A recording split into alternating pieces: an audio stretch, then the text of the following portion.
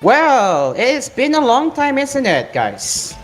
Well, yes, I am finally back on air after almost 2 weeks of not having the show.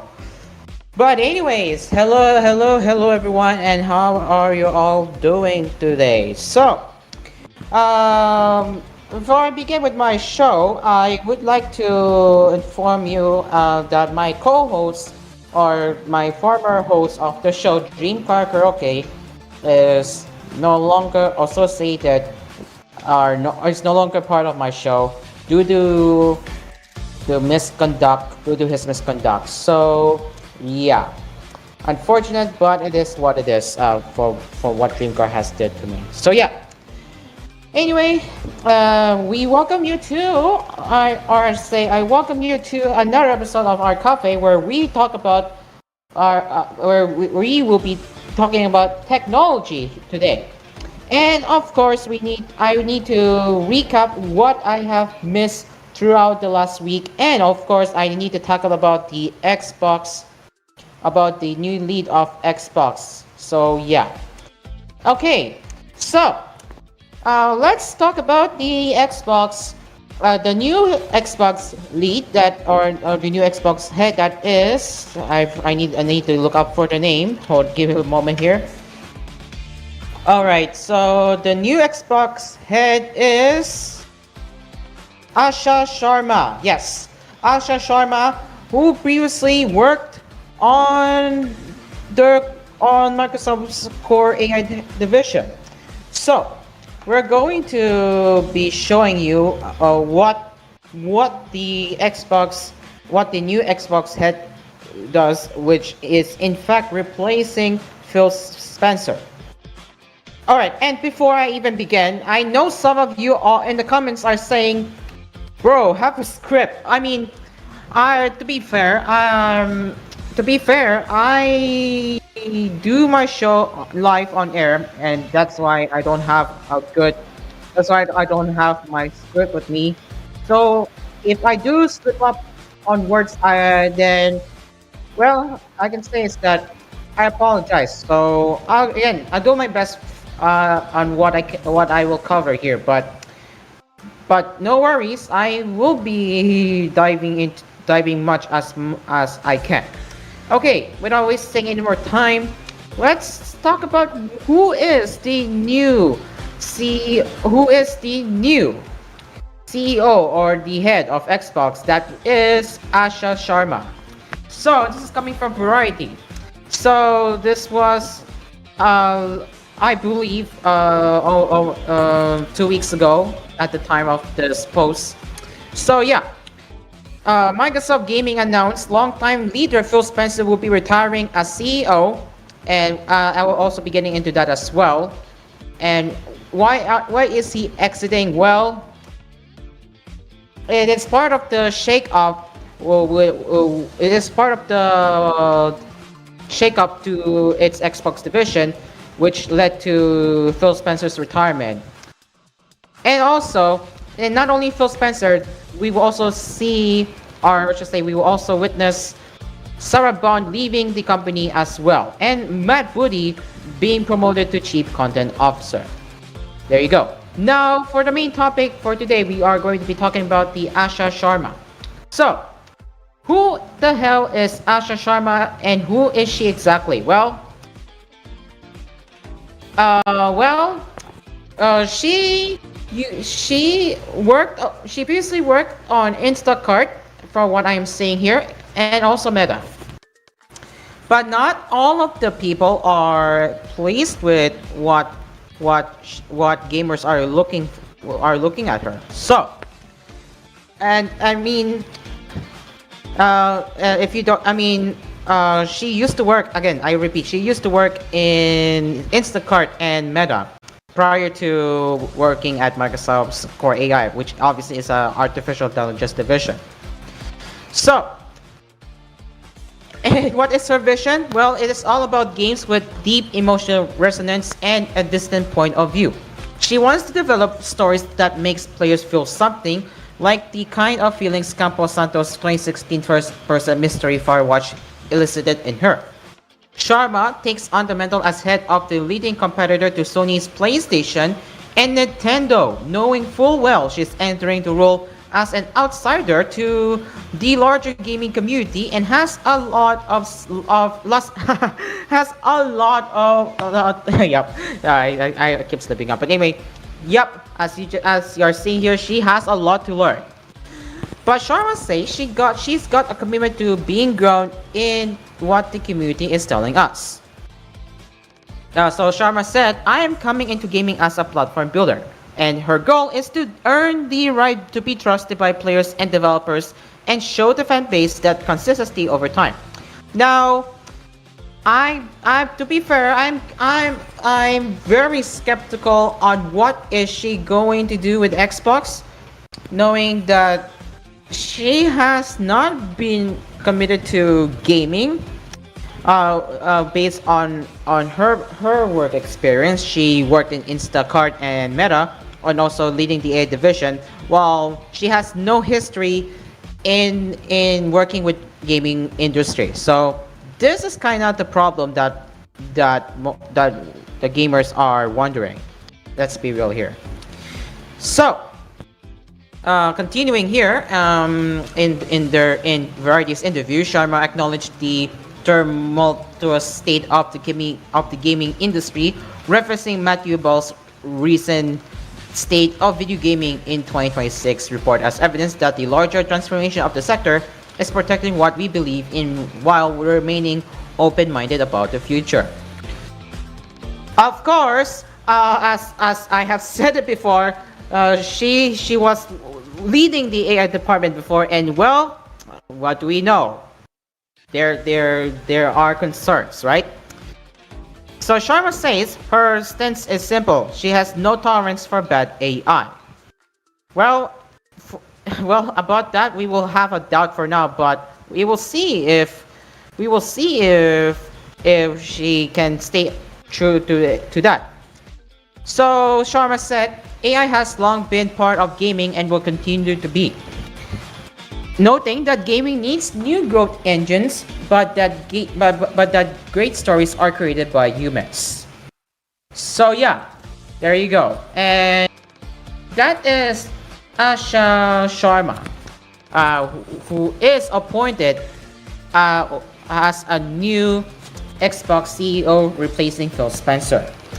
Now, honestly, I really don't know much about her, and I really have high doubts if she can lead the Xbox. Like, knowing that her past work experience is on AI and non-AI, such as Instacart and Meta. So I really don't know about this one. So what are your thoughts on Asha Sharma being the new Xbox or Microsoft Gaming CEO rather? Well, I want to know your thoughts on that. Okay, now we are going into the very, very interesting part. Okay, we are going into a very interesting part. And speaking of Microsoft, their official Discord server for Copilot, yup, I'm not kidding, they are blacklisting or blocking Microsoft. Yes, that's right, ladies and gentlemen, that's right. According to Windows latest, Microsoft is tired of Microsoft and is now blocking Microsoft comments in Copilot's official Discord server. So, are they really scared? Pretty much.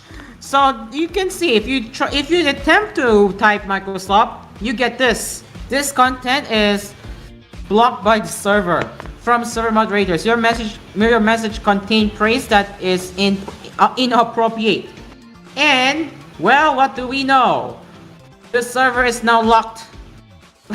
Boy, oh boy. Are they going crazy with this one? Oh boy. Anyway, and of course, aside from that, there are also hiding the chat history, which led to this, or not letting you view the message history in general. Oh boy, are they really scared, aren't they? So, the chat history is now also hidden. Ironically, the Discord server was not really active, and it was pointless to block this or, yep, Microsoft in the first place, and the strategy really backfired. And of course, they have other ways to post Microsoft. They have other ways to post Microsoft shit in the chat by just posting an image. There you go. Yep, there it is. More users started posting Microsoft in different ways. Aren't they really scared? Aren't they? Huh? Aren't they really scared? Huh? Coplet. Coplet. Oh, yep.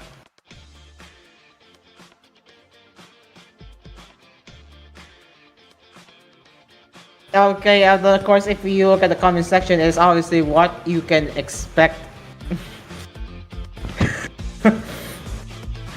And of course, Cam is right. This is what's recently posted. This comment is actually recent. Deserved. I know the term Microsoft sounds like a joke, but it is a very real and valid criticism of Microsoft software these days. Instead of taking constructive criticism and improving, they had to lock down their own server. Sciencing critics doesn't work. Don't try it. Right? I have to agree with Cam because, you know, it really hits. If you ever face a criticism for bad experience, you have to accept what you have to accept what their or just say you have to accept what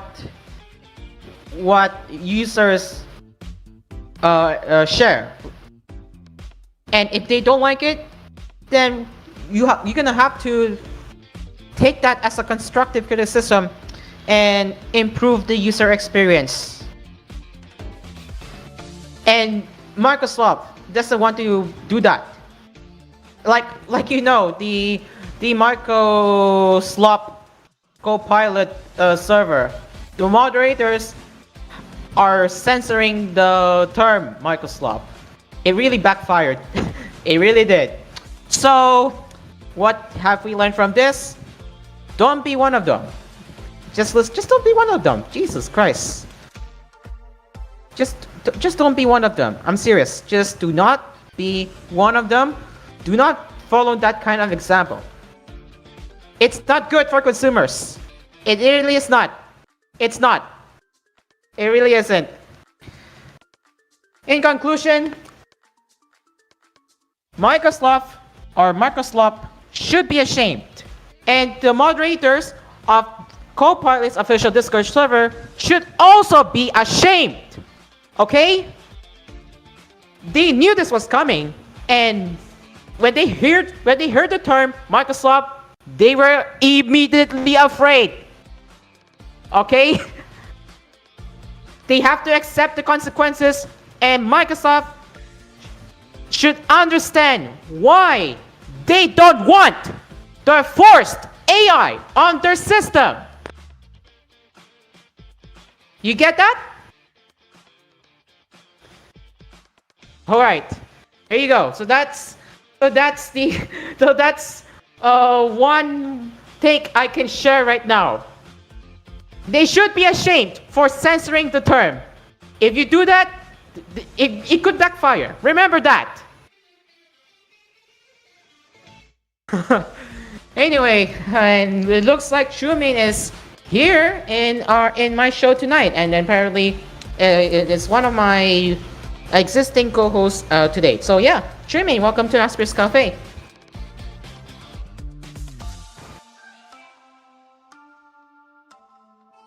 You're welcome, Jermaine. I don't know if he's able to speak on the show tonight, but most likely he's just gonna be sharing the steak. I couldn't speak because I'm suppressed. Oh wait, you don't have. Oh wait, hold on. You don't have a cold jock. My bad. Okay, okay, sorry about that. Okay. Hello, Chumaine. Hello? Hello, Chumaine. Hello? Yo, Oh, yo. wow. Yep. Wow. Oh my I goodness. know you're one of the co-hosts of Asper's Cafe, so I will later be contacting the admins to give TJ rule back to you. Okay, that's noted. Hold on. Hold on. I'll actually ask them right now. But yeah, how are you trimming, by the way?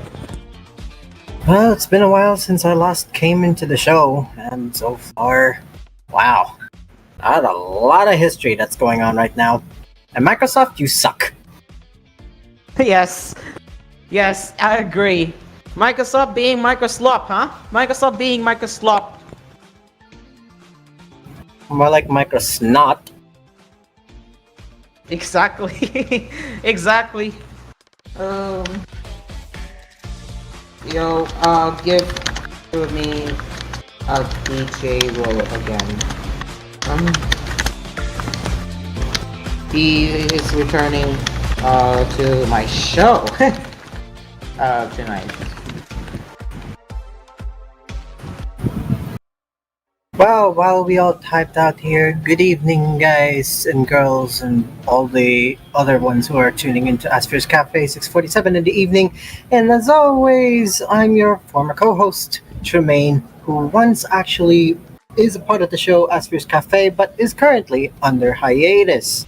And oh my goodness, thank you so much, Asphere, for giving me back this opportunity to actually visit for this night. It's really a pleasure to hear your voice again on my show. I Oh like man, look. it's really been a long time, right? Yeah, but look at this. One against the world, huh? I guess this is now what you so-called Asphere Cafe versus the world, because it looks like you're the only one who's gonna be hosting the show until next week, since a certain co-host will be returning. Wink, wink. Yup. We I have already announced earlier on the beginning of my show that a certain host is no longer part of my show. Yup. well, you know. Sorry about that. You go ahead. You go ahead. A certain host is no longer part of my show. I repeat, a certain host is no longer part of my show tonight. Mm-hmm. That Tonight. is, yeah, that is a pretty big confirmation.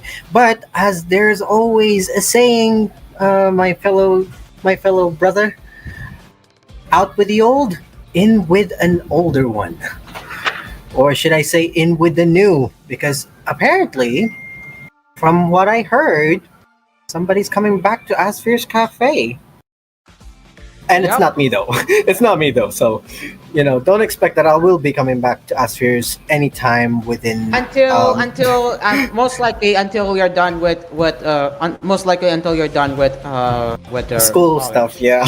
It's pretty understandable. Yeah, I think that's Mhm. understandable. Oh yeah. But Yeah, I'll be only good to visiting. see you once again after a long time. Yeah. I kind of miss this place though. Smells like coffee.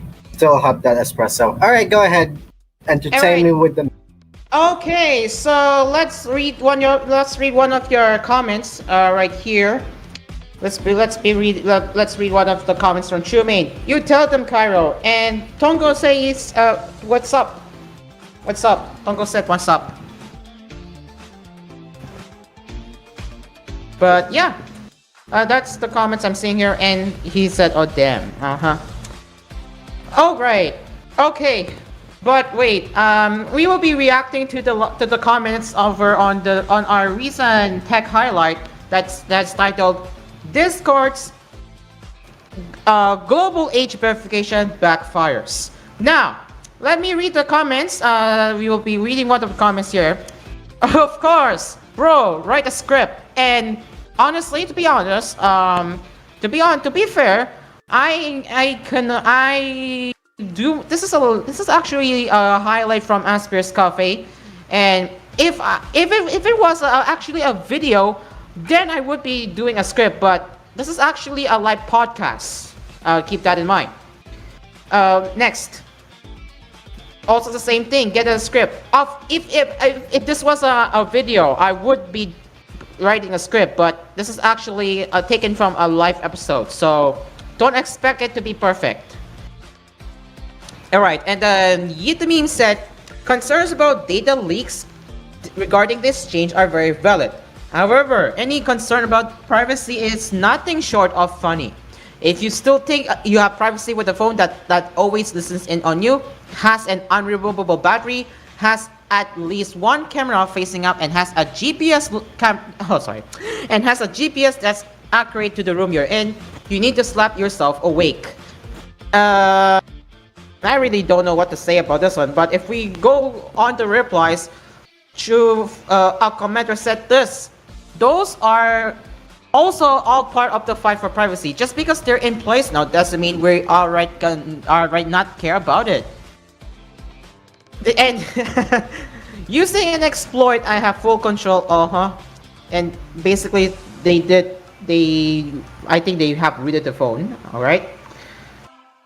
The age verification third-party companies are K1 and Persona. And speaking of Persona, Discord has already cut ties from Persona after the backlash, which unfortunately I'm late to cover, but you can watch DBeamer's video on the topic. He has a better explaining than me. But yeah, all I can say is that Discord cut their partnership off from Persona. All right. Oh boy, I can't wait to use my third-party app to bypass this BS. And Truman, here's the funny part. Here is the funny part. This quickly became a copy pasta comment right here. Just look at this, Truman. Just look at this, Truman. It quickly became a copy pasta. Really? They're second guessing using the age verification. I really hope so. There's a lot of people who is actually quite AI sounding. Look at that, they're actually copy pasting the comment. I was like, oh no, it became a copy pasta comment. Oh no. Yeah. I don't get why copy pasta would actually come and bleed to this one, but hey, if it meant about AI stuff, then there you have it, guys. Welcome to the world of 21st century technology. Yup. What a world we're really living in, huh? And also, I before I forget as well, I will be talking about the Galaxy S26 series, which will be covered later on the which will be covered later on the smartphone news. So yeah, this is also I will not be forgetting. And also nothing phone 4A too. Let me just see that here. Yeah, alright, so about that phone, it is set to be launched on March 5th, so that is 3 days from now. Yep, 3 days from now as we speak. I repeat, 3 days from now before the phone officially launches. And man, isn't it crazy, right? Yeah, I mean, nothing. I've been updating towards the Nothing phone as of the time I actually checked around 2 or 3 weeks ago. And the last time I checked, Nothing phone had gone through the roof. But they're going back to their basics now? Maybe this is interesting. OnePlus, get ready. Yup. OnePlus, take notes, because if I have remember correctly, there was supposed to be a downfall, or already a downfall to OnePlus, because they are not going to be releasing a new phone anymore. They're not releasing their new flagship phone globally outside China. Yeah, about that, it's kind of apparent that if we already know their tech history, the CEO of Nothing is pretty much returned to its OnePlus, so it's gonna be an situation, because you don't know what's gonna happen next, especially now that OnePlus is now on their downfall. I also remember when Toll Racer told me that the OnePlus, who I forgot the name, but I remember when Toriso told me that a certain person who worked at OnePlus was arrested, if I remember correctly. So if I just look it up again, there it is, Petit Lou. Yup, last month or last almost 2 months ago, they issued an arrest warrant to OnePlus CEO Petit Lou. So yeah, Wait. uh, Pete Lau? Oh my god. PT Lau, thank you for correcting me. But yeah, PT Lau, No, it's uh, just Pete. It's just Pete. yeah, yeah, he was served an arrest warrant in Taiwan, huh? In Taiwan. Yep, in Taiwan. Out of all places, it's in Taiwan. Oh my god. Right. It's just ironic because out of anywhere you can get arrested on, it's got to be the other China. Whew. We're gonna have Ew. so much trouble on that one. So put on your safety goggles, ladies and gentlemen, because that is quite the report. Man. Yep. I have already reported that actually last month, huh? I have already reported last month. So if I go to my very own YouTube channel of our show, and if we go to the laptop and go to March, I don't know if it's March 14 or January 14 or 15, but I remember when Torreso told me that he got arrested. So let me just find the timestamp. Oh wait, no, this is an Anime Cafe. No, this is Anime Cafe episode. This is actually an Anime Cafe episode. My bad. Oh wait, January 19, I think. I think January 19 is where I covered the OnePlus Petilo getting arrested. And yeah, my reaction was, yeah, not good. Wait, I think, where is it? I don't know. Is it in this episode? Looks like it. Yeah, it kind of looks like it, that it's actually there. No. I don't know. It's not there. Let me go to the January 20 episode. Oh, let's see. Do we have January? Yeah, maybe. I think so. I think it's this one. I think it's this one. I have a feeling it's that one. I think it's this one. Okay. Yup. That's the one? Yup. That's the one. Yup. Okay. Let's see. Okay. It's right here. Yup. OnePlus 16, skipping the global markets. I have already talked about that. And when Tori-sir told me about this, yeah, it was not a good look.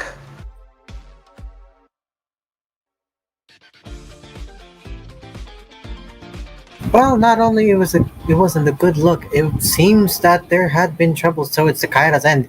Anyway, as we are speaking, yes, that was quite a bit of controversy when it comes to its OnePlus. Ooh, man, am I actually seeing a lot of things, man. Is this the realism of phones lately? Because Wait. I have been dragged. yeah, don't worry. Out of nowhere. Yeah, what the heck just happened? But anyway, I going know. back. Going back to what I was saying.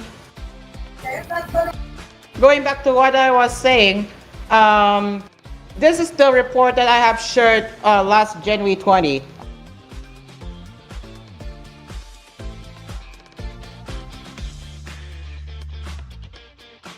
Yeah, somebody's messing with you. Yeah, I think it's messing with me right now. I'm not. Don't be surprised. Don't be too surprised if I disappear again. Don't be too surprised if I disappear again. All right. Before I disappear, I don't know if I have an audio on. All right, I do have my audio on. Yeah, you got Okay. your audio. Okay. All right. So this is the report of a report of me talking about the Taiwan of Taiwan issuing an arrest warrant to Peter Lu, who is the CEO of OnePlus. Alright, have a listen. Then poaching. Yikes! Yikes! You're right. Oh my gosh, you are right. Oh my god, I wonder why. So, well, I guess that has something to do with illegal recruiting, if I'm not mistaken.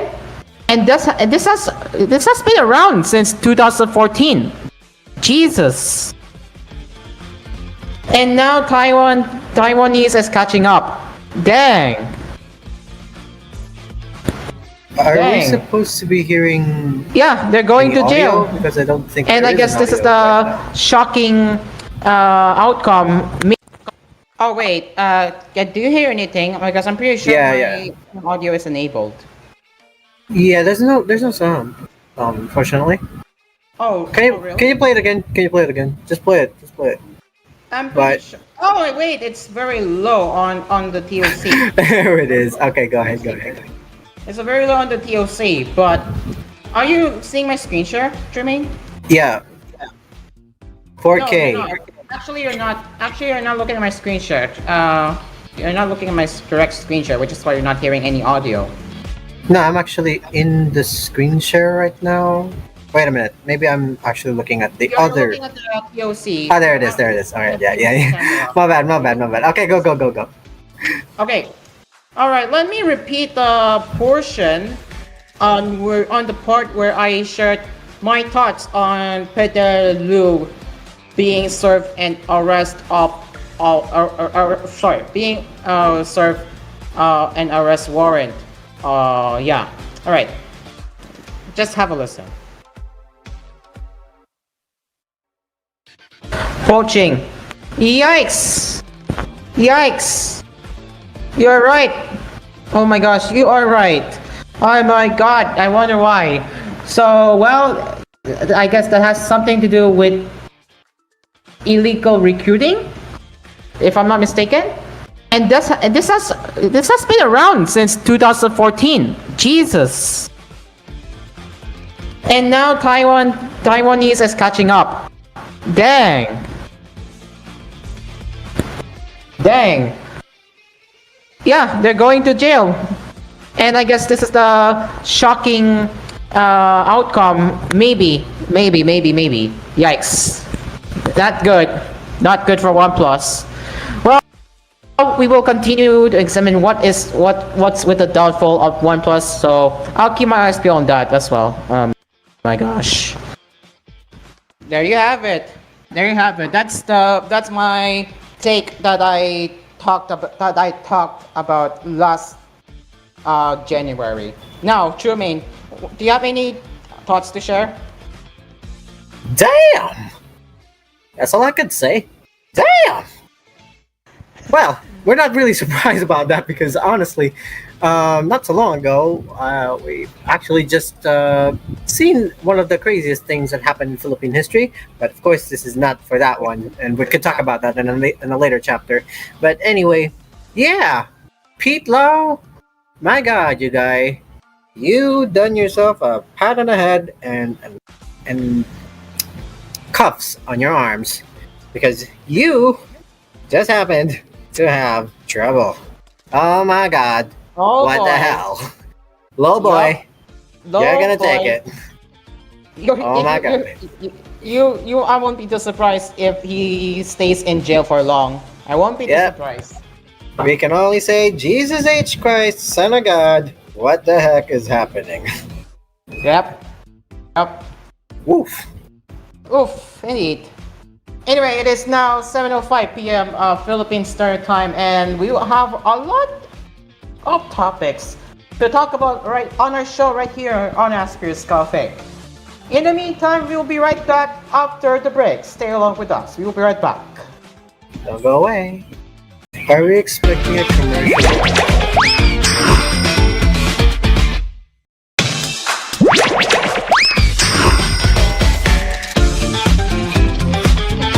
We now return to Asphere's Cafe with your host, Kyla, aka Asphere. Yes. And we are back into the program. It's now 7:16 p.m. Philippine Standard Time. And yes, MSA Gatas or MSA Milk is our newest fan-made sponsor on our show. Yep, that is our newest fan-made sponsor to our program. Thought it was Woohoo! Yup. Alaskam. Thought it was Alaskam, but okay. I'll take it. Yeah, and for the context about MSA Gatas, by the way, for the context about MSA Gatas, by the way, it is a meme. It became a meme in Yo Discord server, which is why it was already being posted some numerous times in the server, and it was also a radio ad that was originally that was originated in DZEX. Yeah, it was originated from DZEX.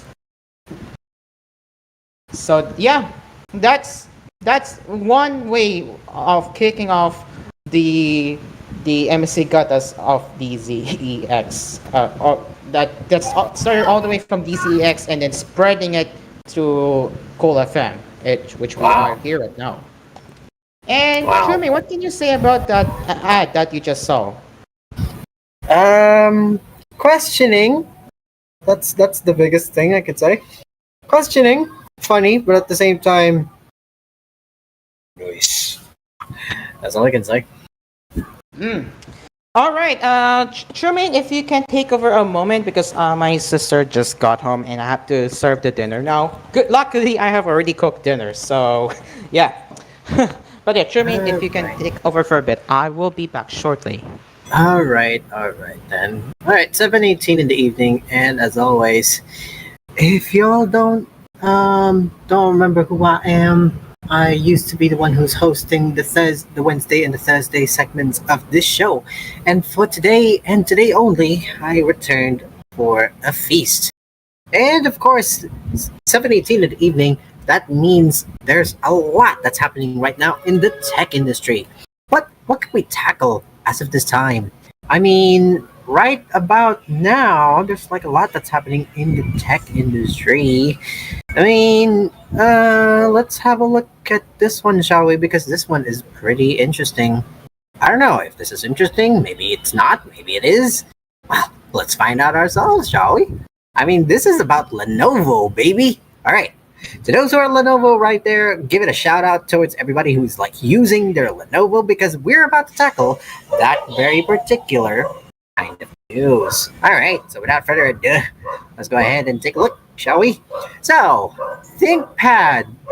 Ladies and gentlemen, to those who are using your work tablets or your work laptops as a ThinkPad, look at this, guys. We got a redesigned ThinkPad that's a detachable tablet that now has a bigger screen and a legit keyboard. Oh no. I'm not gonna be honest though, this is gonna be crazy, but oh boy. Can we just actually put this in number one? Lenovo is announcing 5 new ThinkPads and a new ThinkBook laptop for MWC 2026. There are various new chip offerings and updates for the swath of ThinkPads, but the device I find the most interesting is the X13 detachable.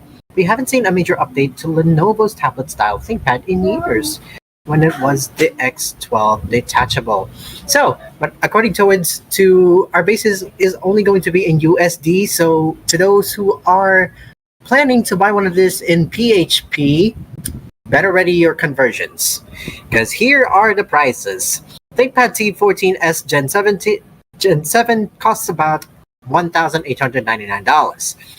ThinkPad T14s 2-in-1 Gen 2 costs about $1,849. Then we got ThinkPad T16 Gen 5, which is $1,799 again.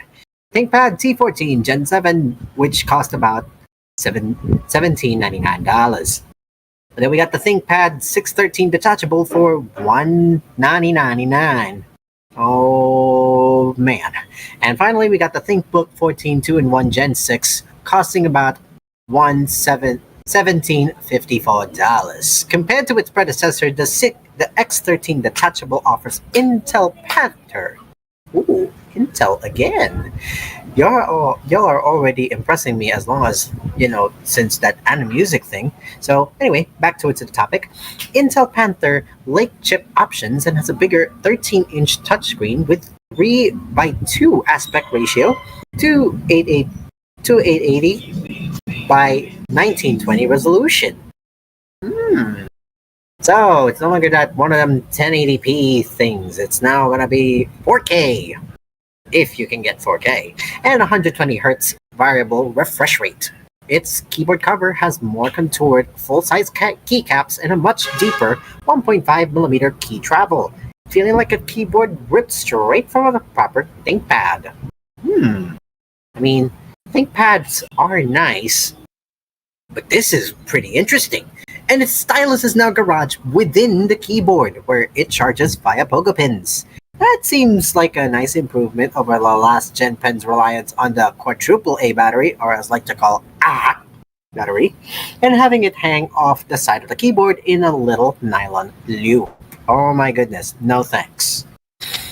Whew. As for the other ThinkPads, the new ThinkPad T14 and T16 have smaller bezels around their screens than last generation, and they can each be configured with the latest Intel and AMD chips. Think the Panther Lake for Intel and Gorgon Point for AMD. Additionally, the Intel versions use LPCAT M2 RAM instead of the traditional DDR5, which should be more power efficient while maintaining upgradability and easier repairability. And speaking of easy repairability, the T14 and the T16 even feature user replaceable batteries. Ooh, this is actually pretty interesting, you guys, because now the older technology of you actually being able to replace your battery every time is now going to be a thing, at least to Lenovo. So everybody else is just going to be using this replaceable circuit battery version, and that's going to be a big hassle if you don't have a lot of money. Anyway, the new ThinkPad T14S model is the lightest of the T series ThinkPads to date, weighing about 2.43 pounds or 1.1 kilogram, lighter than a MacBook Air. Hard to believe. It's also the most flexibly configurable, as it would be offered with Intel's Panther Lake, AMD Gorgon Point, and even Qualcomm's Snapdragon X2 Plus or X2 Elite processors. OnePlus, I'm looking at you. The T14S also comes in a slightly heavier 2-in-1, though that will only come with Intel Panther Lake chips. And the same goes for the new ThinkBook 14 2-in-1. All these new laptops ship with Windows 11. Thank you. But the ThinkPad T14, T14S, T16, and X13 detachable will also be sold with Linux in some regions, except the Qualcomm-based T14S, which runs Windows on ARM. All of them are due out on the second quarter of 2026, so there's always an exception for the X13 detachable, which is set to launch at around Q3.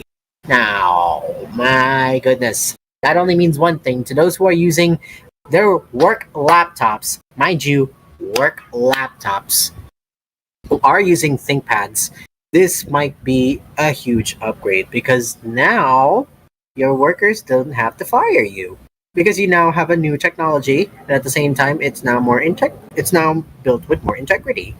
Well, just a little less integrity and a lot more overtime. Well, that's it for Lenovo's redesigned ThinkPad. Any kind of suggestions, clarifications, and other comments would be in the description below. Oh boy, 7:25 in the evening, and we still got a lot to tackle about in here, but I'm not here to tackle any kind of thing. But I'm not here to feel the craziest parts in history, you know. But let's have a look at the other one because oh my god, no, another one from Lenovo. Winning. Where's Asus? Asus should be winning. Oh my goodness, what is going on with Lenovo right now? There's a lot that's going on. Let's have a look at this one. because this seems to be another update from them. So, have a new. No, thank you. So, It's paywall. It's paywall. yeah, I know. But, wow. Yoga. The yoga thing is gonna be ridiculous, man. But anyway, let's get towards to another news instead because they aren't actually showing us anything about that. So, instead, we're gonna be talking about one right here. There's a lot that's actually coming from it. Okay, here we go. We got one here, which is a bit of a tip thing. It's not really all that like a news, but instead it's a tip thing using Sophia Script. Now, forget the bloating apps. Sophia Script is now giving you real control over Windows 11. So, ladies and gentlemen, to those who are using Windows 11, listen up because this is the Sophia Script's way of using one. So on Windows 11, you can only manage different features and system settings, but settings are scattered across the OS, and many features cannot be configured. This is when the Sophia script for Windows comes in handy. So the Sophia script is an open source PowerShell module designed to debloat and fine-tune Windows 11, Windows 10 to that matter. It is widely considered one of the most comprehensive tools for power users who want to automate the tedious process of setting up a new operating system installation or reclaiming privacy from Microsoft's default settings. Rather than a simple click and run program, like everything else, it is a collection of over 150 unique functions that interact with the operating system through officially supported methods to ensure system reliability. So the script helps you to improve different areas of Windows 11, including privacy, telemetry, bloatware control, interface customization, system optimization, and finally security. So if you want to download it, here you go. You can search for PowerShell or Terminal, then right-click the top result, and then choose Run as Administrator option. And once you type the following script right here, which is iwrscript.sophia.team, with a dash USB/IEX. Well, not really a slash, but more like a straight slash IEX. Then you can get started right away. And alternatively, you can also download the script from this GitHub page.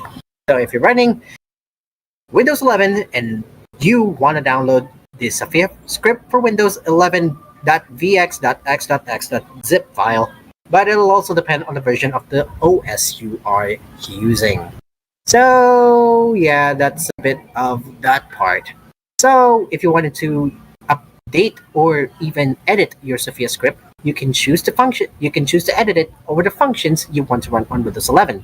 So, let's say that you wanted to do a text editor, but an app like Visual Studio Code will be preferable since the app offers code highlighting to make it easier to read and minimize mistakes. I'm looking at you, Yandere Simulator. Anyway, what you gotta do is just simple. You gotta open up the Visual Studio Code, you gotta click on the file menu and open the file option, and then finally go to the Sophia PS1 file and click the open button, and then go for the hashtag sign of which you wanted to find on the functions that you want to run under the preset configuration starts here section. And a quick note, while the function call has comments, the command is usually on the third line, which you have to comment out. So once you put in the hashtag sign to prevent the script from running a specific function, save the file. So you must understand that the script's function before running it is to avoid unexpected results. The script includes over 150 functions, but you don't have to turn them all on and run them. You only have to pick the ones you want. So one last reminder towards be careful into editing the script because it includes many functions with different parameters, and the last command will always take precedence. And don't always forget, especially if it's not coding, especially to everything else, if you want to have a history, save the file before exiting. Okay? So there's a lot more details to it to how you could actually utilize this one. So we're not going to be tackling all of them right here. And that's all from me. Back to you, Kairo.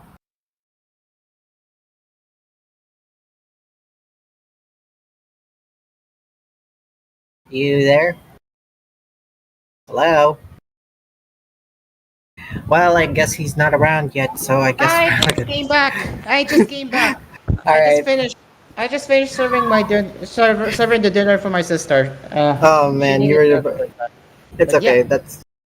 I just Okay, finished Jermaine. recording. Okay, Truman, have you heard that? I know this is not related to Tech Cafe, but this is more on pop culture cafe that I wasn't expecting. And yes, shout out to Mido for tipping that to me. And well, what do we know? Paramount Skydance is now set to acquire Warner Brothers Discovery after Netflix Oh, walks or backs out from the bid. Oh boy. Yup. I'm not kidding, Jermaine. Paramount Skydance is now set to acquire Warner Brothers Discovery. So here's the screenshot I'll be sharing with you today. And this is coming from Variety, and this is going to be part of the pop culture cafe. And yeah, this is coming from Variety. Paramount Skydance is supposed to acquire Warner Bros. Discovery in its entirety. Yeah, entirety, meaning all of the divisions, global networks, and global studios will be acquired by Paramount Skydance, in which Netflix drop out of the hunt despite having reached an agreement in December to acquire most of Warner Brothers Discovery.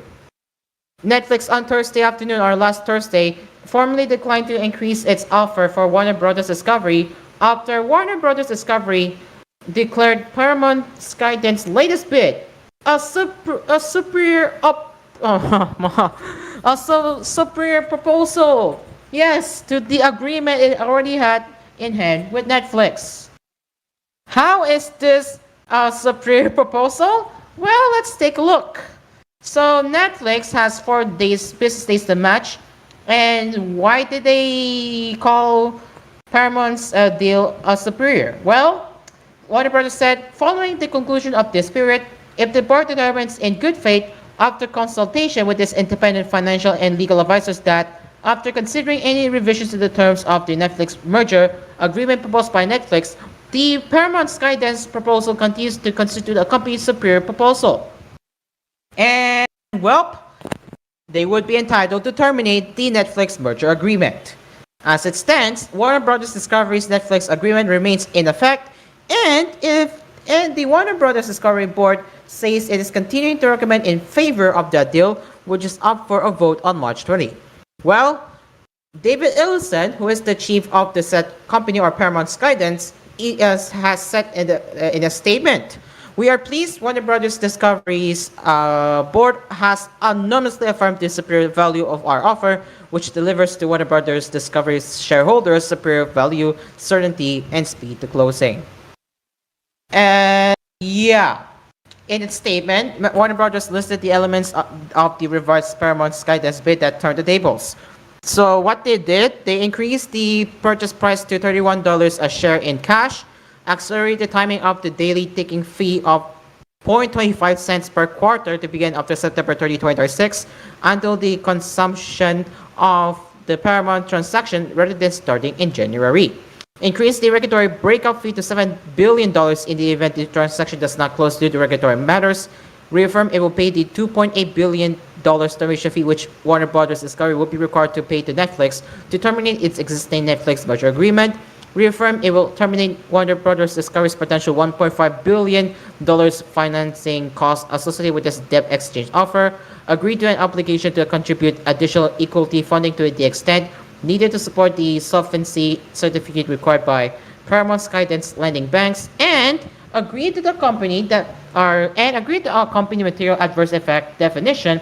That means the price won't be dropped if Warner Brothers Discovery's linear networks decline faster than expected before the deal closes.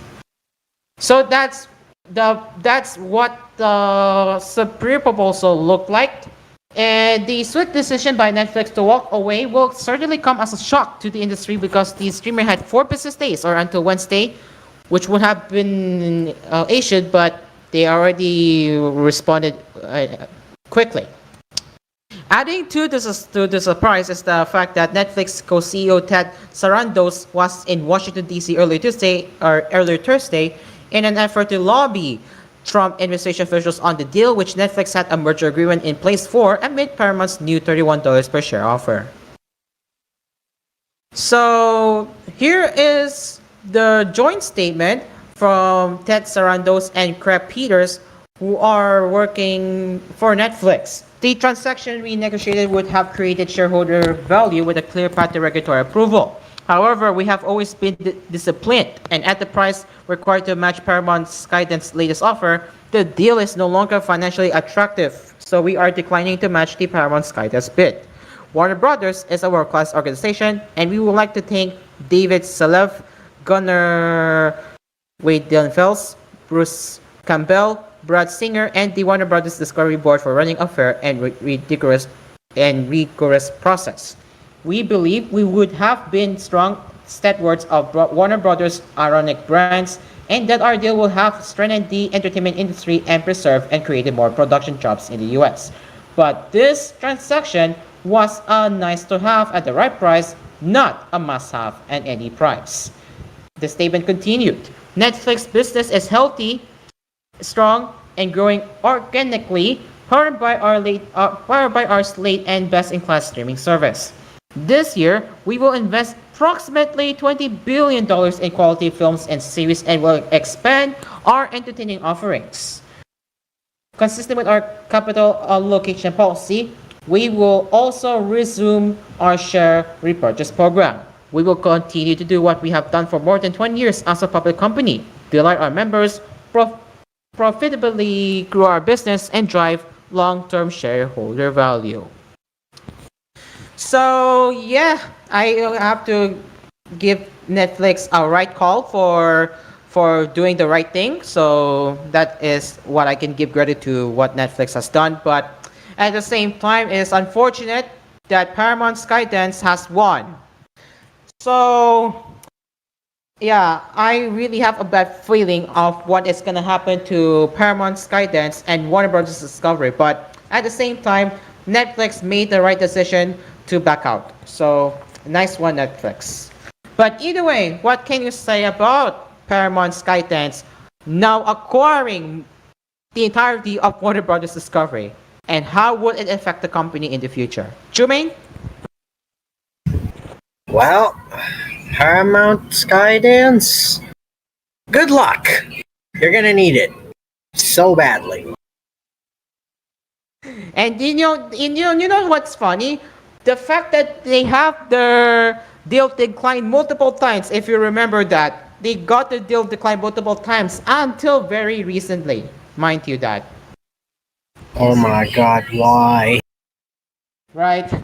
And since Mido is in the call or is in the VC today, Mido, if you can unmute your mic for a bit, what can you say about the Paramount Skydance and Warner Brothers Discovery deal not being superior and Netflix backing out?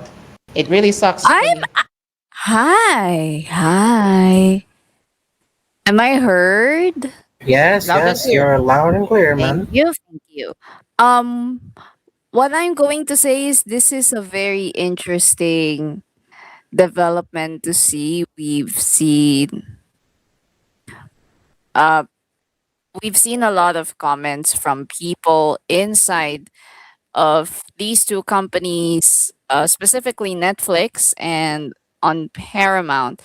But on Netflix's side, they were like glad that it was that the deal did not push through on their end. They had a $2.8 billion termination fee, and there's a lot of internal joy inside Netflix. And for Paramount, there will be a lot of trouble because this is going to possibly um bankrupt the entire company, and therefore will probably affect all of their entities, including those networks that they own, franchises they own, movies that they produce. It's going to affect so much. And given that this was likely encouraged by President Donald Trump, this is going to be a major, major problem for the industry itself because this is monopoly at its finest, and we've already know what it looks like from just the Warner Brothers Discovery merger. Now that it's that now that there are two major news outlets under this studio, who knows what is going to happen inside of CNN and CBS News. We don't know yet. Mido is correct. Because once the acquisition deal pushes through, it will be a new monopoly for both Paramount and Warner Brothers. Like imagine in a world where Paramount Skydance and Warner Brothers Discovery are in one place and they became a new entertainment monopoly, but at the same time they are suffering from debts. How would they not how would they acknowledge that? And what Mito said was correct, that it could eventually lead to bankruptcy if not done correctly, right, Mito? Because who knows what's gonna happen when if But the acquisition pushes the through. reason is because I believe like okay, gonna speak Tagalog for a bit. Binigyan Correct. kasi ni David Ellison, ng tatay ni Ellison na si Larry, si David ng funds. This is personal funds of the Ellisons to buy the whole Warner Brothers Discovery. So when you save that when you spend personal funds on something that is probably going to flop on your end in terms of the fact na bumili ka ng ng isang malaking company with a lot of entities in there, you're gonna have to parang ganito lang yan, parang umutang ka. Well, You they're going basically to took out a huge, huge, huge loan that you will probably not have the ability to pay to your debtors over the next few, not just years, decades. it can take decades to pay off. Basically, they did an IOU. That's Yep. that's why earlier my only comment was saying good luck. Because apparently Yep. history happened twice. There's actually a certain thing in history that happened like this before. Although they're not related to technology or pop culture, it does relate to another thing that uses technology, and that is railroad. So, for context, back in the 1960s, there is a company called New York Central, and then there's another one, I think it's the New Haven Railroad, decided to merge together to form Penn Central. But that was also the time of which airlines and cars are the thing of the 60s. Mind you, on the same United States, lovely America. So then, by around 1968, Penn Central went bankrupt, kaboom, to the point that they have to sell their former Penn station, their beautiful station, to form Madison Square Garden. And looks like Paramount and Warner Brothers are coming into that same exact parallel. So good luck to you both. And they're doomed. And at the same time, they're doomed to fail. Right, Jermaine? They're Yep, doomed to and fail. just like what Raura Pantora said in Hololive, Doom. But yeah, Jermaine, do you think Netflix made the right call to back out, right? Bless their soul. Yeah, God bless them. God bless them. So, and finally, Mido, before we take a break, if not done correctly, they could doom to fail and they could lead to bankruptcy, leaving a huge loss for Hollywood industry. And not just that, because this is also very, very closely watched by industry insiders, just the whole industry. And this is going to have a huge effect on the American economy. That's just how bad this merger is poising to become. And it's probably, arguably, the worst merger that we've ever seen in recent memory. That's right. Do you Pretty agree with that, much. Jermaine? Yep, I pretty much agree, and I will once more reiterate: Paramount is doomed. Warner Bros. Doomed. Everybody here doomed. Bless Boom. Netflix's soul because they were able to back out before they got doomed. But the Thank, rest of thank, y'all, thank gosh for Netflix. but Thank the gosh for rest of them, Netflix. doom. Yup.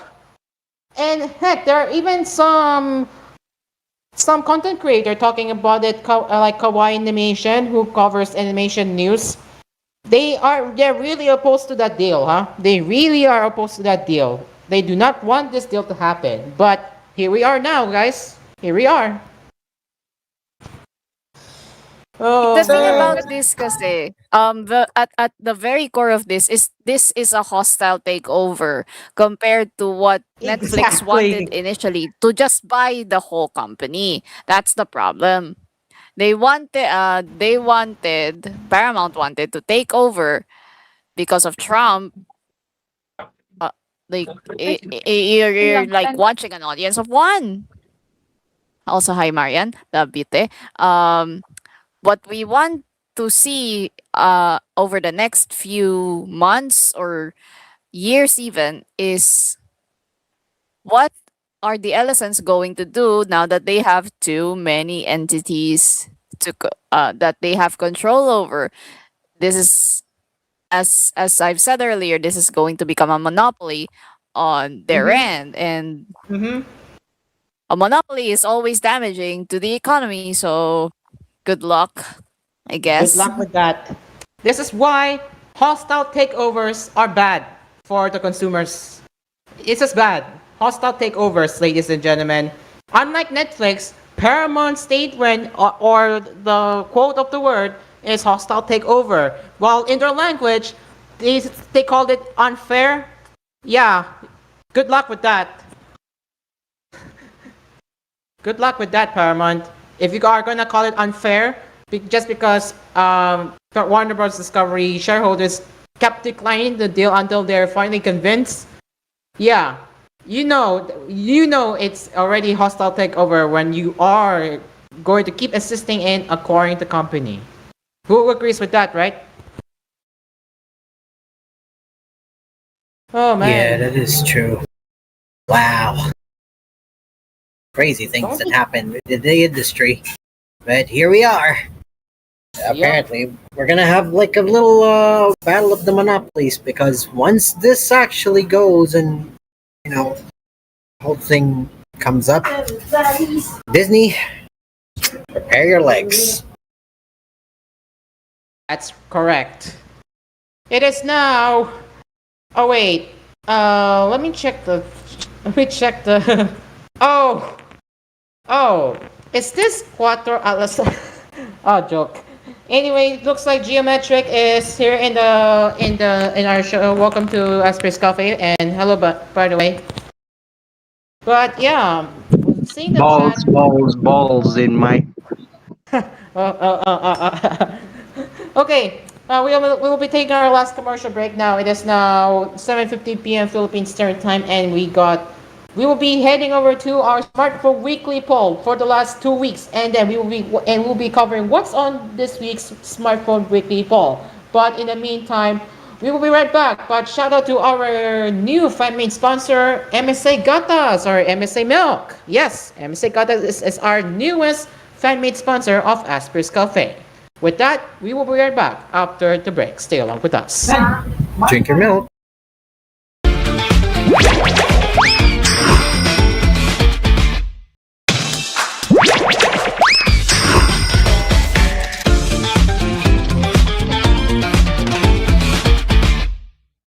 And we are back to the program. It is now 8 p.m. Philippine Standard Time. And now let's get into our smartphone headlines right here on our cafe, and starting off with the smartphone weekly polls that we have missed over the last 2 weeks.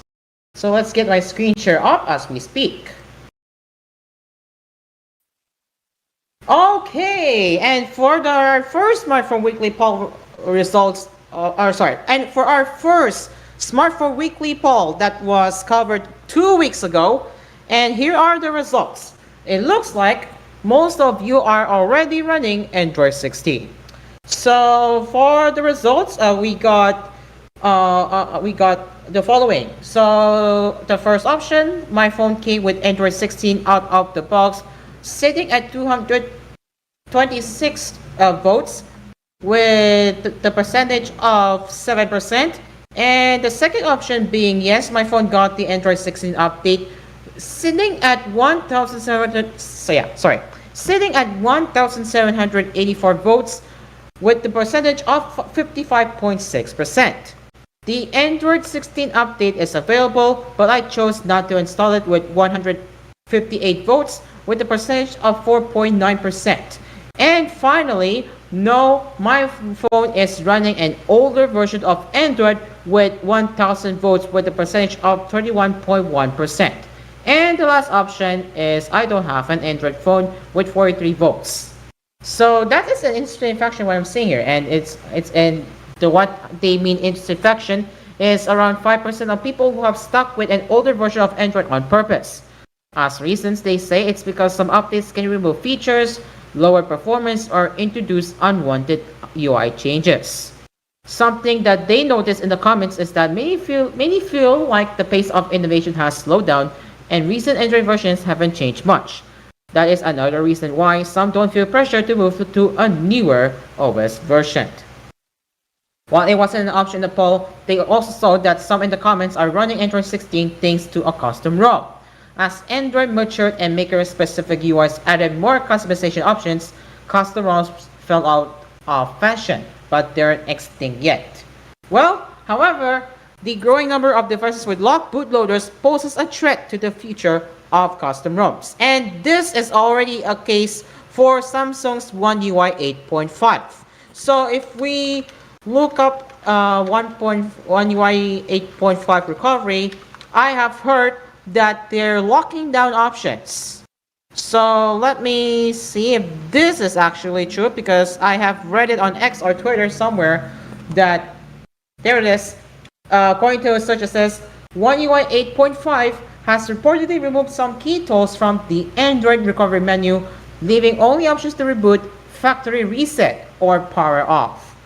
This change may affect how users troubleshoot the devices, as the ability to have the cache partition is no longer available. So this is actually correct. So yeah, Samsung is actually locking down on recovery options because they do not want you to mess around with the device. So they somewhat predicted the future, and here we are with Samsung's One UI 8.5.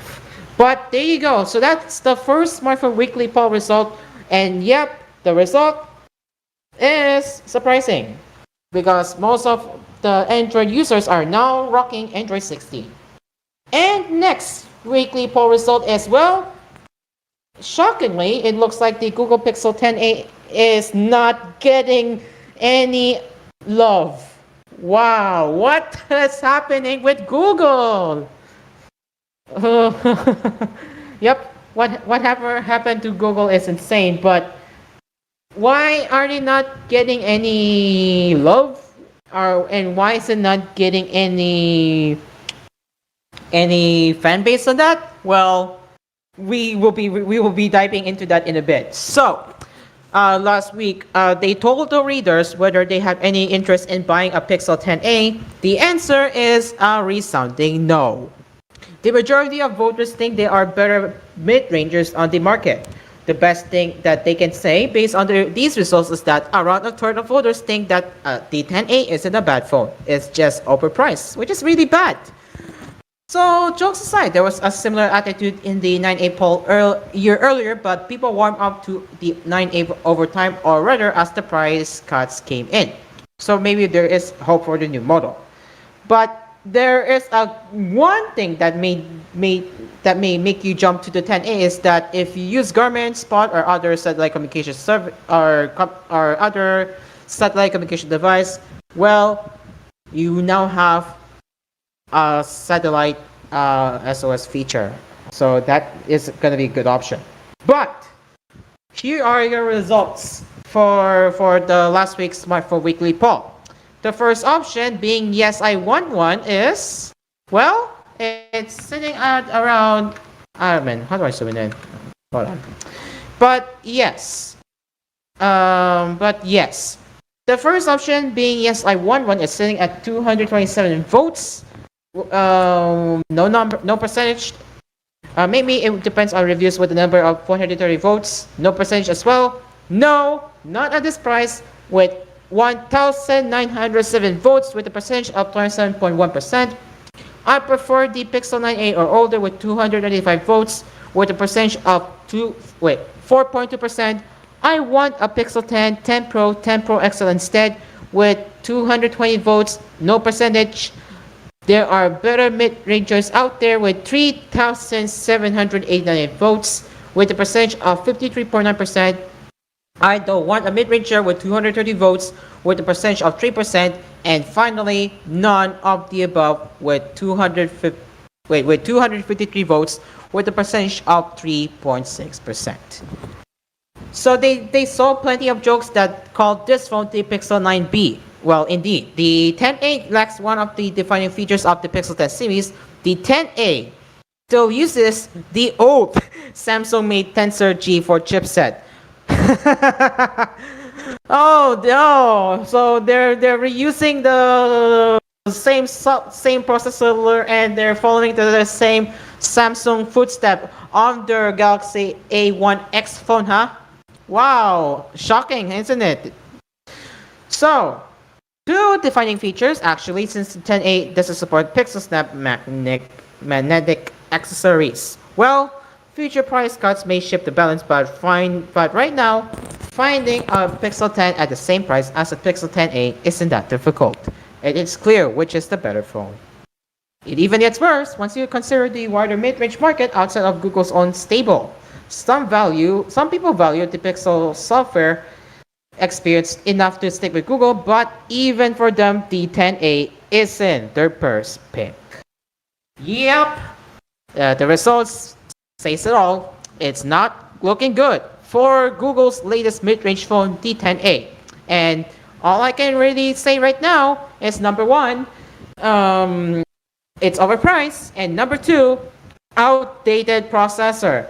Basically, they're following Samsung's footsteps on reusing the same software all over again with their budget smartphones, or the latest budget smartphones. Not surprising, isn't it? And now let's move on to this week's Smartphone Weekly poll. Will you buy a Samsung Galaxy S26 Ultra, S26 Plus, or the regular S26? So Samsung's Galaxy S26 series may be named up to the year 2026, but the three models feel like they are from different times. The Ultra once again gets the best new features, the vanilla model gets few but important upgrades, while the Plus model, there isn't much to say about that one. And for the specs, the Galaxy S26 Ultra boasts a new privacy display feature. Compared to the S25 Ultra, it also has wider apertures of its on its 200 megapixel main f1.4 instead of f1.7 and 5 times 50 megapixel telephoto module being f2.9 instead of f3.4. Samsung also finally pushed past its self-imposed 45-watt charging limit, and the new Ultra does 60 watt over a wired and 25 wirelessly, up from 15 watts. However, its 5,000 mAh battery is small by today's standards. The S26 Ultra has a subtly different design from its predecessor. The raised camera island is the most notable change, but the corners are more rounded too. Also, Samsung ditched the titanium and went back to armor aluminum too for the frame. Downgrade, no. It's a downgrade. The front is Corning Gorilla Armor 2, which remains exclusive to the Ultra. The phone is 0.3 millimeters slimmer and 4 gram lighter too, for what that's worth. And for the pricing, it starts at $1,300 or US dollars, for 1,450 euros, 1,280 pounds, and 140,000 Indian rupees. You can find a detailed pricing breakdown, which I'm not gonna go there. But yeah, if you want to know your local pricing, you can head over to that article for more info. During the pre-order period, which ends on March 11, you will get a free storage upgrade to 512 gigabytes. There is also a 1 terabyte variant, which is the only version with 60 gigabytes of RAM. But is the Galaxy S26 Ultra the right choice for you? You have the option to decide. So here are your polls. Here are your poll options. Will you buy a Samsung Galaxy S26 Ultra? Yes, I want one. Maybe it depends on reviews. No, not at this price. I'll get one of the other S26 models instead. I prefer an older S Ultra model. There are better flagships on the market. I don't want a flagship, and none of the above. And for the S26 Plus, it finds itself in no man's land. Apple no longer makes an iPhone Plus. Google never had a Pixel Plus. Other companies have similar lineups too with small and big Pro models. The small ones will compete with the S26, while the big Pros are priced above and are more capable than the S26 Plus. They're talking about the likes of the iPhone 17 Pro Max, Pixel 10 Pro XL, Vivo X300 Pro, Honor Magic 8 Pro, and so on. So, what phones is the Galaxy S26 Plus competing against? Well, there's the OnePlus 15, they guess. But the reality is that the S25 Plus may be its stiffest competition. The two are almost identical. There are two changes of note. The first being the chipset. You get an Exynos 26000 unless you are in North America, China, or Japan. Then you will get a Snapdragon 8 Elite Gen 5 like the Ultra, which is the case for my Samsung website. So if we head over to oh wait, my keyboard's not working. Oh yeah, my keyboard's not working.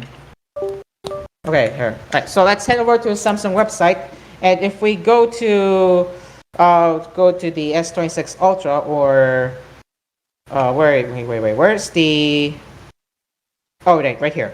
There is. Let's go to the regular S26 and S26 Plus.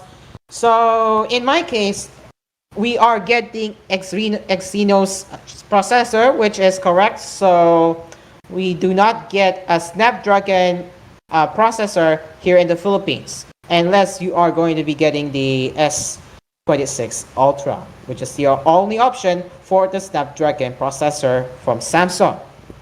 So if we once again scroll right here, where is the processor mentioned? I don't know if I can find it here. Okay, here it is.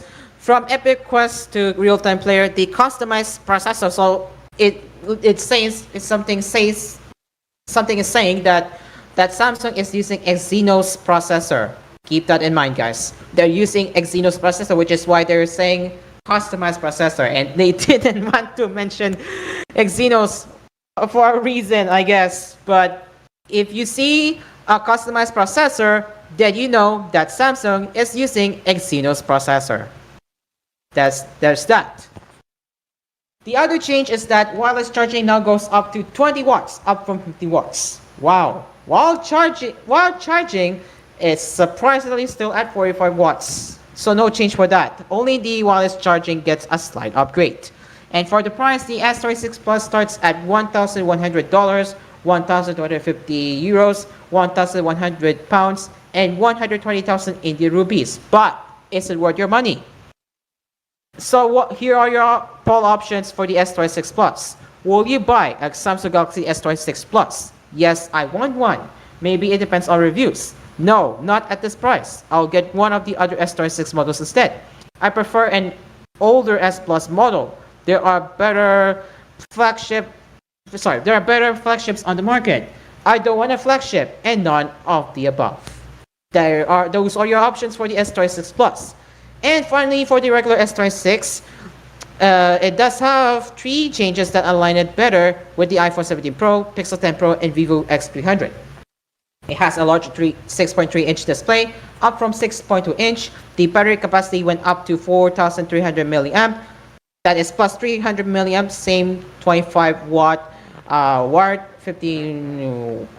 Is it what? Wait, is it 25 watt charging? Sorry, is it 25 watt wired charging and 15 watt wireless charging? If I'm not mistaken, but either way, no change for that if it's correct. But man, Ultra gets a nice upgrade while Plus and Ultra are left behind. But yeah, other than that, the base storage is now at 256 gigabytes of storage. So this is good news. You are no longer limited. You are no longer getting 128 as your base storage. 256 is now the new standard. Well, there's a cost. The storage update, or not update, the storage upgrade doesn't come free. The vanilla S26 now starts at $900. Whoa, okay. $900. Am I seeing a price decrease for this? I am dreaming, am I? I am dreaming, am I? Anyway, $900, 1,000 euros, 880 pounds, and 88,000 Indian rupees. The chipset situation is the same as on the Plus model. So again, the vanilla S26 is using Exynos processor, unless if you are located in North America, China, or Japan, you will get a Snapdragon processor like the Ultra. But again, with the S26, with the base S26, this is not the case. Now, here are your options if you will be planning to buy. Will you buy a Samsung Galaxy S26? Yes, I want one. Maybe it depends on reviews. No, not at this price. I'll get one of the other S26 models instead. I prefer an older S model. There are better flagships on the market. I don't want a flagship and none of the above. So there you go, or there you go. That's the weekly smartphone poll for this week. And if you want to vote and decide if you are going to be going out or snacking it online and buy any of the S26 series phones, head over to GSM website and vote now. I will be leaving a link in the video description once the replay goes live of this episode of Asphere's Cafe. I'll be leaving that there in the show notes as well, so don't worry. And to the Discord audience, I will also be posting on the Cool FM chat, so you can decide if you want to pick up your very own S26 Ultra, S26 Plus, or the regular S26 if you are interested in getting a new phone from Samsung. So there are your options. And finally, I will be posting the link. Oh wait, I don't know if I'm out there, but finally, you know what? Yeah, and finally, let's read one of the comments from Tonko Su. So for the earlier Smartphone Weekly poll results for Google Pixel, the poll results look concerning. I know, right? So same Snapdragon version and stuff. No, Tonko, this is not the case for this year, because S26 Ultra is getting an exclusive Snapdragon processor across the world, while the base S26 and S26 Plus will get a customized, so-called customized processor, or Exynos 26000, while other countries, being North America, China, or Japan, will get the same processor as the Ultra. What exactly is different with the S26 and the one with Plus? Not much, to be honest. Not much. Really, not much. So like a processor made by Samsung themselves. Yes, exactly, Tonko. Exactly, Tonko. They make. It's Samsung who produces Exynos processors. Yeah, it's Samsung. Just like the MacBook M16 chip. Well, it's made by Apple, but you get the scenario. But there you go. But yeah, that's your weekly smartphone poll for this week. Again, if you wanna vote, and if you're interested in snacking up a new phone from Samsung, head over to a smartphone weekly poll from, or head over to this week's smartphone weekly poll on the website, or you can, I will be dropping down in the show notes later. All right, now speaking of the S26, speaking of the Galaxy S26, well, what do we know? Samsung confirms satellite communication support. So, Samsung already has smartphones with satellite communication support, but there was no explicit mention of the same for the recently unveiled Galaxy S26 series. Well, Samsung has finally confirmed that the Galaxy S26 series, which includes the Galaxy S26, Galaxy S26 Plus, and Galaxy S26 Ultra, supports satellite communication. Samsung stated that expanding satellite communication support with the Galaxy S26 series reflects its continued commitment to enhancing user safety and providing seamless mobile experiences. Oh, hey! Hello, LTG. Welcome to Asphere's Cafe. Welcome to Asphere's Cafe, LTG. Alright, but for now, I'll continue. For now, I'll continue the article here. But yeah, for those unaware, satellite communication support provides users with access to satellite-based messaging and data services, as well as emergency assistance when traditional networks are unavailable. So here is his statement coming from Won John Choi, who is the President, Chief Operating Officer, and Head of the R&D Office, Mobile Experience or MX Business at Samsung Electronics. He said, quote, Samsung has a rich legacy in wireless communication technologies, and we strive to be at the forefront of innovation in this space through open collaboration with global partners. As satellite connectivity becomes an important part of the mobile landscape, we are committed to ensuring Galaxy users have reliable access to communication, especially when they need it most. So that's what he said. Samsung has partnered with telecom operators in North America, Europe, and Japan to provide satellite communication support for select Galaxy smartphones, including the S26 series. In the US, Samsung has partnered with Verizon for ESOS and text services on all Galaxy flagships following the S25 series. It's also working with AT&T to support satellite communication on Galaxy smartphones. Select Galaxy flagships and Galaxy A series models launched after the Galaxy S21 lineup support T911 text and data services on T-Mobile's network. In Europe, Samsung has partnered with Virgin Media O2 to support satellite communication on select Galaxy smartphones. It's also working with Vodafone to support this feature, while joint trials with Mass Orange in Spain will begin in March. And in Japan, Samsung partnered with KDDI last year to provide satellite communication-based text and data services, as well as the earthquake and tsunami warning system for the Galaxy A series and Galaxy S22 and later flagships. Samsung is also working with SoftBank, Docomo, and Rakuten Mobile to provide satellite communication features on Galaxy A series smartphones and Galaxy flagships. So, if you are looking for that very important feature, well, there you go. Galaxy S26 has that. So, if that matters to you, I'm willing to say you get the feature. All right. Now, before I continue, we have Lauro Tyro Gaming in our show tonight. Welcome to Asphere's Cafe, Ben. Welcome. Unless he's not gonna unmute this mic, I think. Lauro. I have a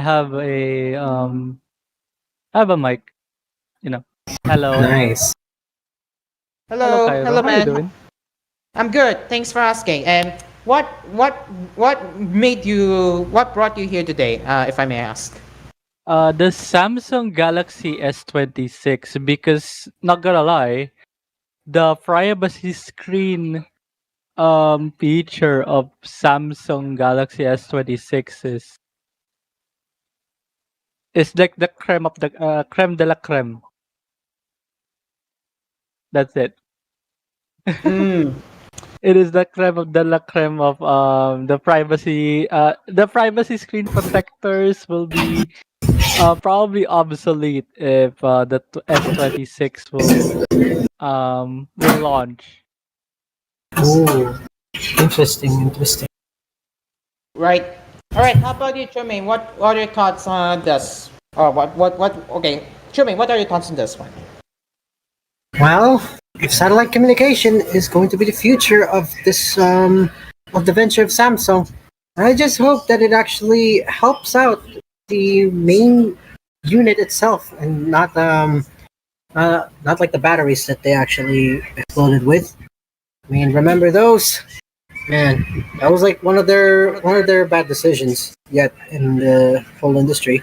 But now that they're actually trying uh to incorporate satellite communication support, I wish y'all good luck for that because for sure that's not gonna affect all phones. That's just gonna affect the new line only. So from S26 onwards, good luck. It's gonna be a All bit right. more of a win some lose some situation. So say la vie. Mm-hmm. Well said, Jermaine. All right, we are running out of time, so now let's do a quick smartphone headlines now. And this is for you, Mami Ayu or Yo. Infinix first global brand ambassador is Itzy's Yuna. So, yep, Yuna from Itzy is the newest global brand ambassador of Infinix with its Infinix Note 60 Pro. If you look at the promotional images featuring Yuna from Itzy, yeah, looking really good.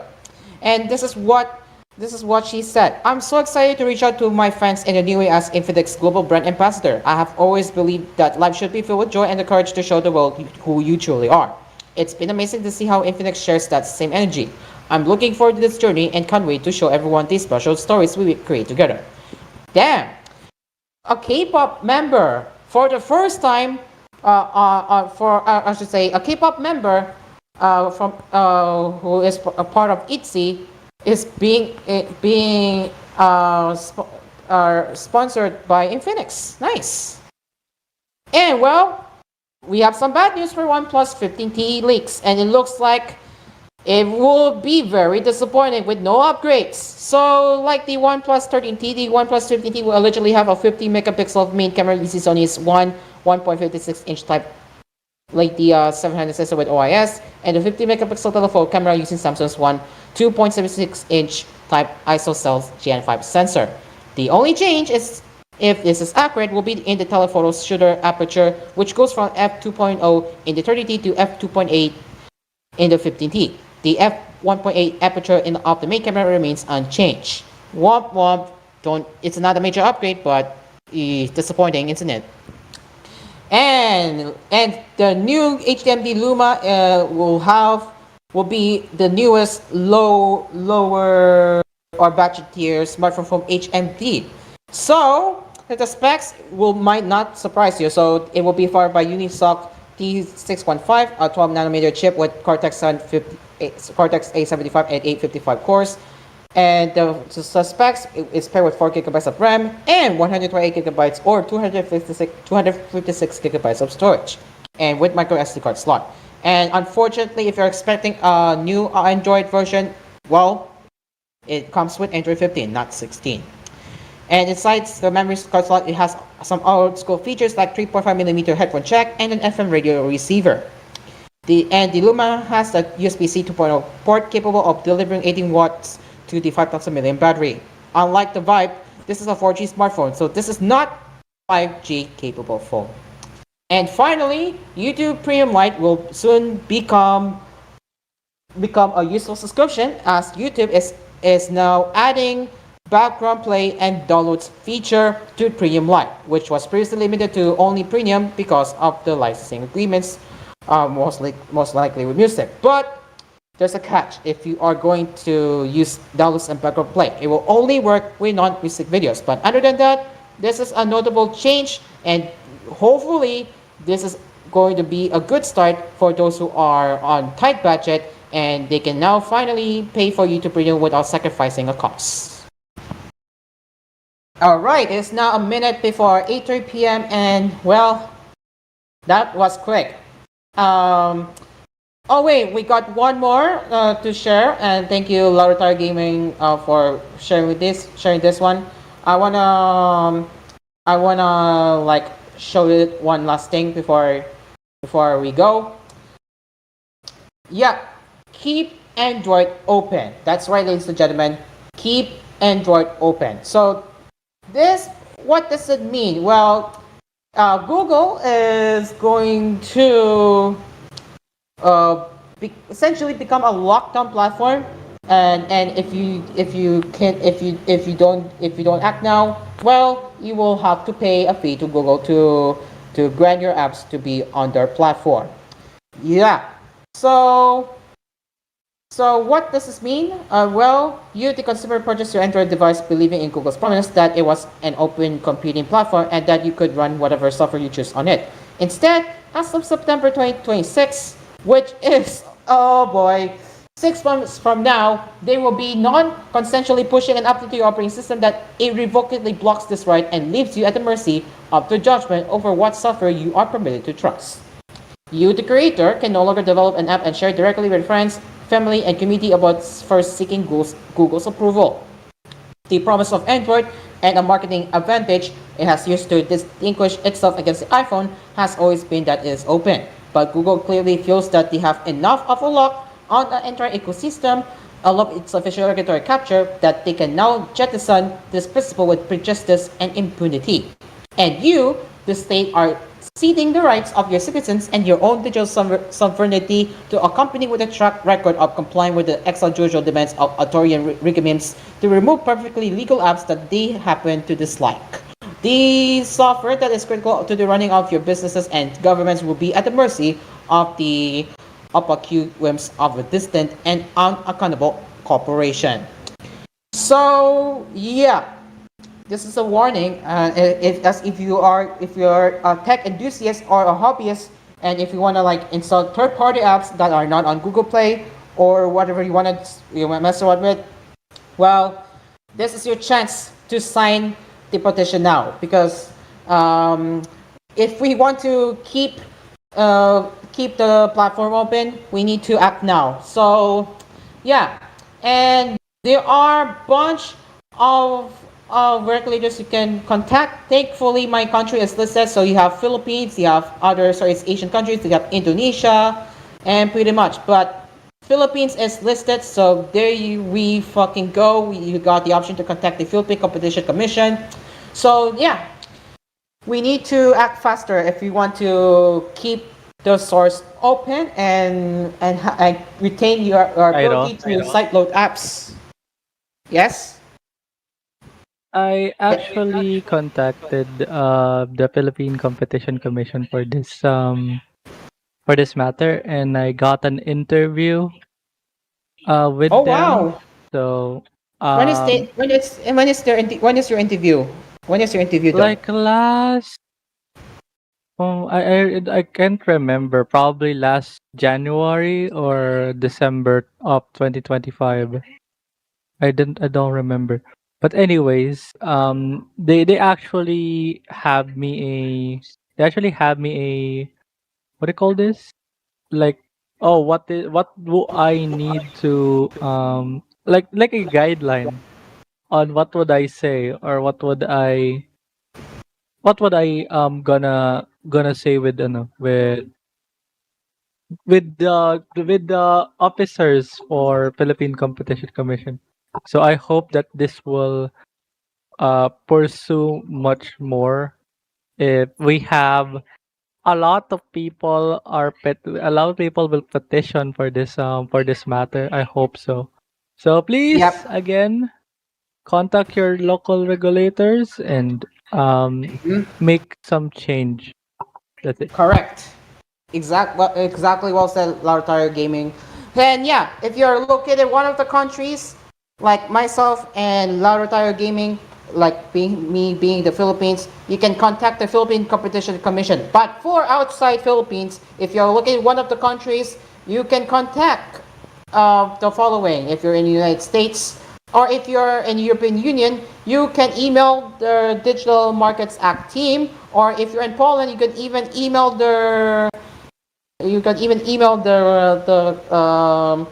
I don't know what your kick means, but I think that might have something to do with the consumer protection team in Poland. But yeah, again, this is your chance to act now if you want to keep side loading apps on your Android device.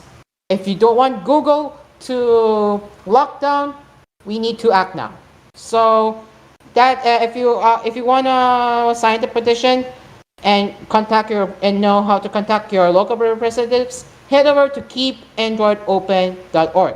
That is KEEPAndroidOPEN.org. All right, it is now 8:35 p.m. Philippine Standard Time, and now we will be concluding our episode. But any last words, Trumaine, Mido, and Laura Dara Gaming? Trumaine first. Trumaine. Well, Keep all I can Android say. open. That's Yeah. All right. Anybody else? Y'all can go on ahead before me. All right, Mido, any last words? Going once, going twice. Okay, let's do Okay. this. Okay. So, yeah, thank you so much again to Asparagus for giving me the chance to once more become a co-host, even just for tonight only. And mind you guys, I'm not yet back as a regular co-host here in Asphere's Cafe, so my involvement here is just a one-time special only. So keep a lookout if there are any more days that of which this is going to happen. But for now, this is the only time that I'll be around. And as for my last words for this very specific episode, 1 plus 0, nothing is 1. That's right. That's right. That's right. Looking at your OnePlus. All right, Mido, if you're interested, you can give out your last words. Mido, go ahead. I'm sorry, y'all. I just finished eating and washing the dishes, but um, I'm excited for the future of the phone industry. We'll see what happens. And yeah, thank you so much for watching Asphere's Cafe. You're welcome. All right, thank you very much, Mido. And finally, Laro Tayo Gaming. Any last words? Not gonna lie, I hope that number one, I hope that framework will be here in the Philippines. Please, framework, pumunta ka na sa amin. And number two, please sign a petition for Android for the Android developer lockdown. It is definitely bad. That's it. Yep. Okay, with that being said, that brings us to the end of Asper's Cafe for today, or whatever you are in. Thank you very much for listening or watching, and we will be back again tomorrow, same time, same place, right here on Cool FM, As Radio, and on Cool TV. Coming up next on Cool FM and Cool TV for tonight is Music Express, and later at 10 p.m. will be Talk with Seth. This has been Asper's Cafe. I'm Cairo. I'm Tremaine, and these two are Laruta Gaming and Mido. And this is Asphere's Cafe signing off for the night. Good night, everybody. And with that, the cafe is now closed. See you tomorrow, guys. Goodbye. Check your takeouts now and your espressos.